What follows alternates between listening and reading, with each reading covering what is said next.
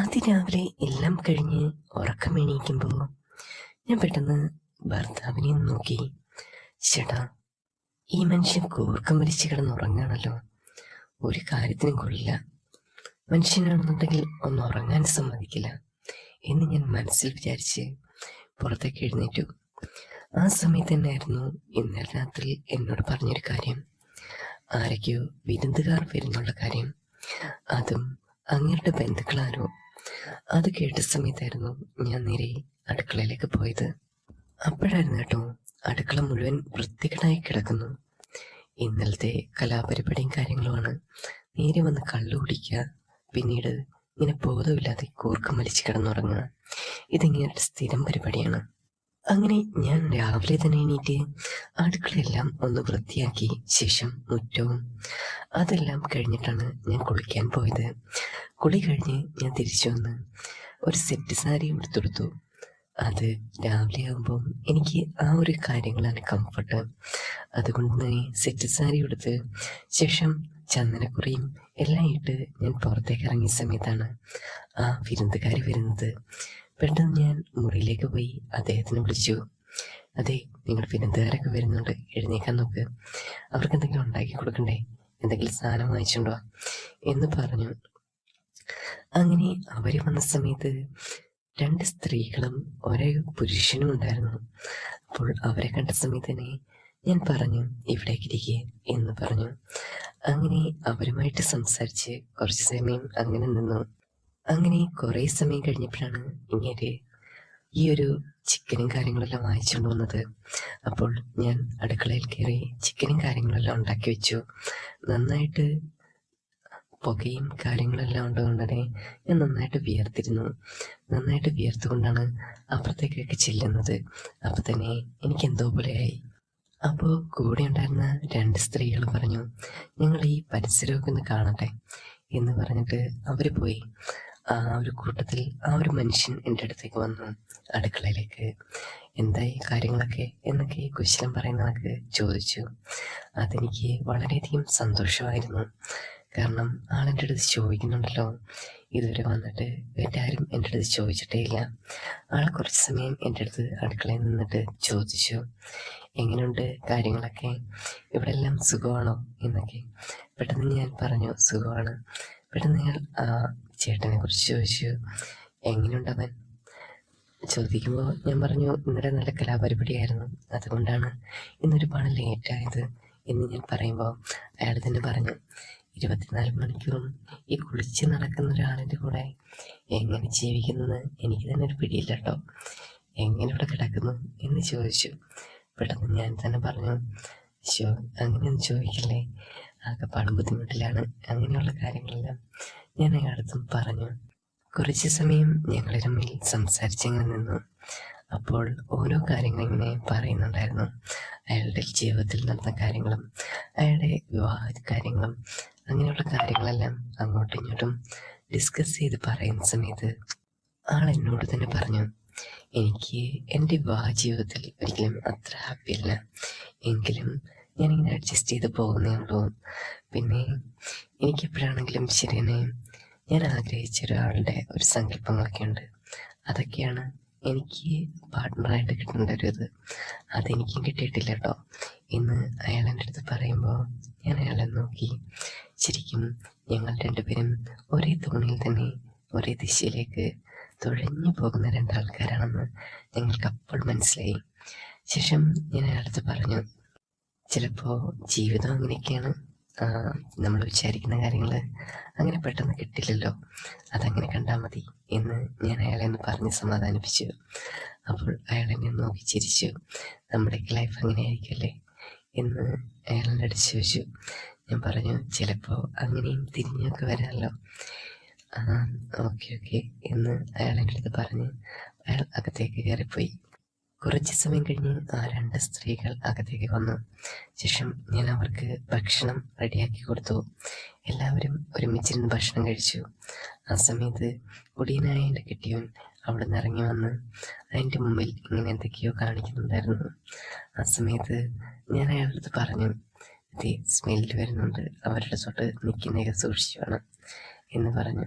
അങ്ങനെ കുറേ സമയം എല്ലാവരുമായിട്ട് കാര്യം പറഞ്ഞ് ആ രണ്ട് സ്ത്രീകൾ എൻ്റെ അടുത്ത് പറഞ്ഞു, മോളെ ഇവന് ഒരു പരീക്ഷയുണ്ട്, അത് ഈ പറയുന്ന പോലെ ഒരു ജോലിയുടെ പരീക്ഷയാണ്.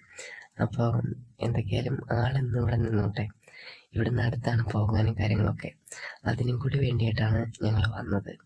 അപ്പോൾ മോള് എന്താണെന്ന് വെച്ചാൽ ഒന്ന് നോക്കിക്കോണം അവൻ്റെ കാര്യങ്ങൾ എന്ന് പറഞ്ഞിട്ട് അവരെ അവിടെ നിന്ന് ഇറങ്ങി. പെട്ടെന്ന് ഞാൻ മനസ്സിൽ വിചാരിച്ചു, ഞാനും മോളും പിന്നെ കിട്ടിയവനും മാത്രമുള്ളൊരു ചെറിയ വീടാണ് ഞങ്ങളുടേത്. അപ്പുറത്ത് ഒരു ചെറിയ റൂമുണ്ട്. ഇനി അങ്ങോട്ട് മാറ്റിയാലോ, ഇങ്ങനെ എവിടെ ഇങ്ങനെ കിടക്കും, അവിടുത്തെ റൂമെല്ലാം വൃത്തികളാണല്ലോ എന്നൊക്കെ ഞാൻ മനസ്സിൽ വിചാരിച്ചു. അങ്ങനെ കുറേ സമയം കഴിഞ്ഞപ്പോൾ ഞാൻ അയാൾക്ക് അവിടെ റൂമെല്ലാം വൃത്തിയാക്കി കൊടുത്തു.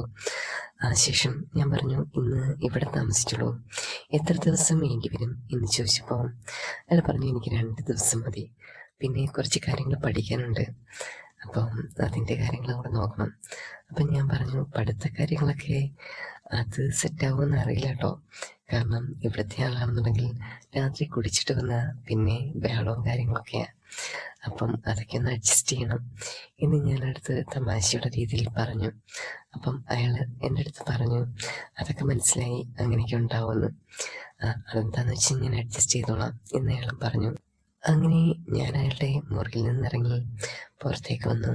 പിന്നെ അവിടേക്ക് ചെന്നിട്ട് ചോദിച്ചു, എന്തൊക്കെയാണ് രാത്രിയിലത്തേക്ക് കഴിക്കാൻ വേണ്ടേ, ഇന്ന് ഉച്ചയ്ക്ക് ഉണ്ടാക്കിയ കറികൾ മാത്രം മതിയോ, പിന്നെ വേറെ എന്തെങ്കിലും ഉണ്ടാക്കണോ? അയാൾ എൻ്റെ അടുത്ത് പറഞ്ഞു, കറികളൊക്കെ അതൊക്കെ മതി, വേറെ ആർഭാടമൊന്നും വേണ്ട, പിന്നെ ഇതൊരു ചപ്പാത്തി കാര്യങ്ങൾ എന്തെങ്കിലും നൈറ്റും സെറ്റാക്കിയാൽ മതി എന്ന് അയാൾ എൻ്റെ അടുത്ത് പറഞ്ഞു. ഞാൻ അങ്ങനെ ചപ്പാത്തിയും കാര്യങ്ങളൊക്കെ സെറ്റാക്കി അവിടേക്ക് ചെന്നു. അങ്ങനെ രാത്രിയായപ്പോൾ കിട്ടിയവനൊന്നും വന്നില്ലായിരുന്നു. ആ സമയത്തായിരുന്നു ഞാൻ ചപ്പാത്തി ഉണ്ടാക്കി അയാളെ വിളിക്കുന്നത് മുറിയിൽ ചെന്നിട്ട്. പെട്ടെന്ന് ഞാൻ അയാളുടെ അടുത്ത് വിളിച്ചു, അവിടേക്ക് കൊണ്ടുവന്ന് കഴിഞ്ഞ് കുറച്ച് സമയം ആയി ആളൊരു പുഞ്ചിരിയോടെ ഭക്ഷണം കഴിക്കാനായിട്ടിരുന്നു. ആ ടൈമിൽ തന്നെ കറണ്ട് പോയി കേട്ടോ. കറണ്ട് പോയി, മൊത്തം ഇരുട്ടായിരുന്നു, ഒരു വെട്ടവും ഇല്ലാത്തത് കൊണ്ട് തന്നെ ഇരുട്ട്. ആള് അവിടെ എല്ലാം തപ്പിപ്പിടിച്ചിങ്ങനെ നടക്കുകയാണ്. പെട്ടെന്ന് ഞാൻ പറഞ്ഞു, അയാൾ അവിടെ ഇരുന്നോളൂ, ഇരിക്കാൻ പറഞ്ഞതിന് ശേഷം ഞാൻ പോയി മെഴുകുതിരിയും കാര്യങ്ങളൊക്കെ എടുക്കാൻ നോക്കി. ആ സമയത്ത് ആളെൻ്റെ അടുത്ത് ചോദിച്ചു, കിട്ടിയോ? അങ്ങനെ ഞാൻ അടുക്കളയിലായിരുന്നു.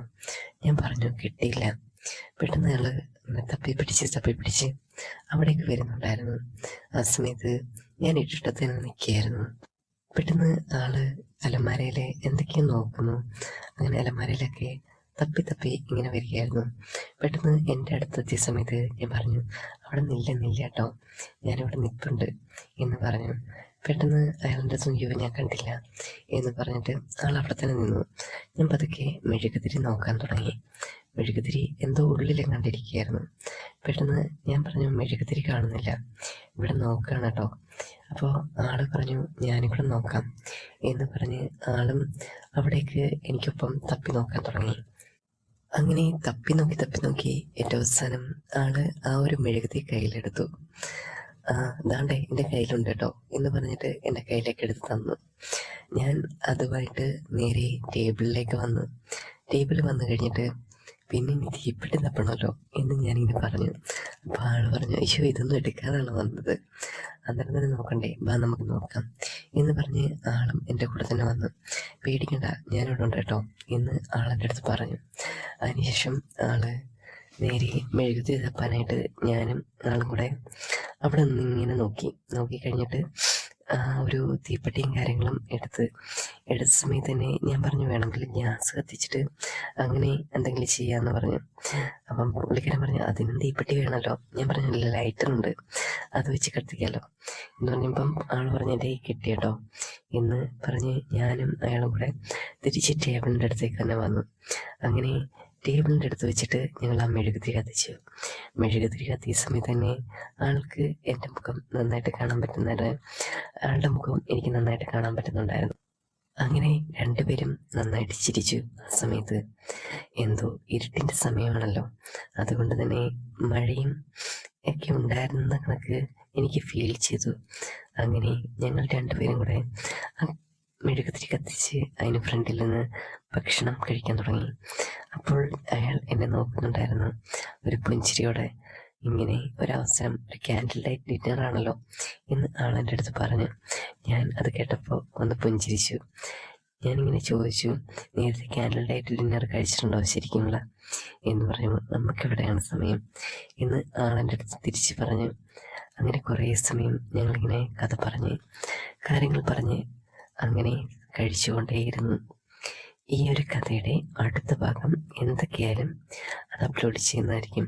നല്ല വെറൈറ്റി സ്റ്റോറീസ് കേൾക്കാനായി നിങ്ങൾ ഈ ചാനൽ സബ്സ്ക്രൈബ് ചെയ്യുക.